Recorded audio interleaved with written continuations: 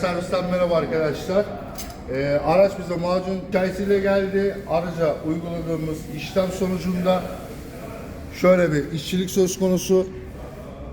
Aracın hiçbir şekilde kaporta işlemini yapmadan direkt şu şekilde yaklaşık bir 10 santim kalınlığında, bu tabi bir parçası söktüğümüz bir işlem söz konusu yapmışlar.